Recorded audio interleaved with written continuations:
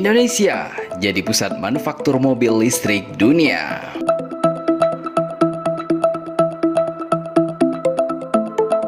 Beragam perusahaan otomotif dunia, seperti perusahaan mobil listrik asal China, termasuk Wuling Motors, siap untuk lebih banyak berinvestasi di pasar Indonesia melalui pengembangan mobil energi terbarukan.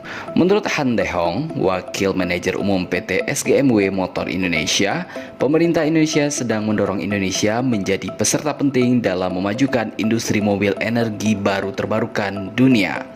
Selain itu, Indonesia juga telah menetapkan pengembangan industri mobil energi baru terbarukan sebagai salah satu bidang prioritas dengan menerbitkan sejumlah kebijakan pendukung.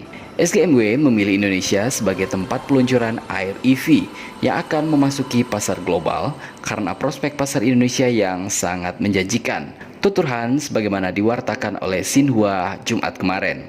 Dalam 1 bulan terakhir, SGMW Motor Indonesia atau Wuling, anak perusahaan lokal milik SAIC GM Wuling atau SGMW di Indonesia, sedang berupaya penuh untuk memproduksi Air EV, model mobil energi baru yang diluncurkan pada awal Agustus lalu. Setelah memasuki pasar Indonesia selama 1 bulan, pesanannya di negara ini sudah melampaui 2.500 unit dan pesanan baru masih menunggu 2 bulan untuk dapat diserahkan. Pada Juli 2017, basis produksi Wuling di Bekasi yang pembangunannya memakan waktu sekitar 22 bulan dengan nilai investasi mencapai $1 miliar atau setara 14,95 triliun rupiah secara resmi mulai beroperasi.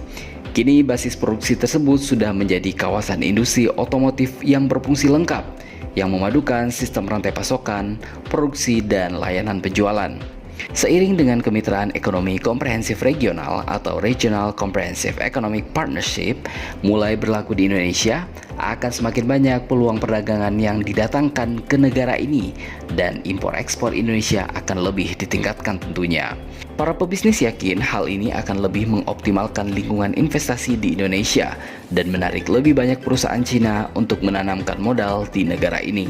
SGMW adalah salah satu perusahaan yang akan menuai manfaat dari RCEP karena sejumlah suku cadang untuk REV perlu diimpor dari Tiongkok ke Indonesia untuk proses perakitan dan produksi selanjutnya. Setelah RCEP diberlakukan, perizinan bea cukai akan disederhanakan dan tarif bea cukai pun akan dikurangi. Dan SGMW akan memperluas investasinya dan kapasitas produksinya di Indonesia pada waktu yang tepat berdasarkan situasi pasar lokal. SGMW sendiri bukan satu-satunya perusahaan Tiongkok yang berencana memperluas investasi di Indonesia. PT Kawasan Industri Terpadu Indonesia Cina yang terletak di pusat koridor ekonomi Jakarta Bandung dan program tahap pertamanya yang mencakup luas area 205 hektar telah beroperasi lancar. Kawasan industri ini dikelola oleh Guangxi State Farm Group Co Ltd yang tengah menjalankan proses untuk mendapatkan perizinan perluasan tahap kedua yang mencakup lahan seluas 300 hektar.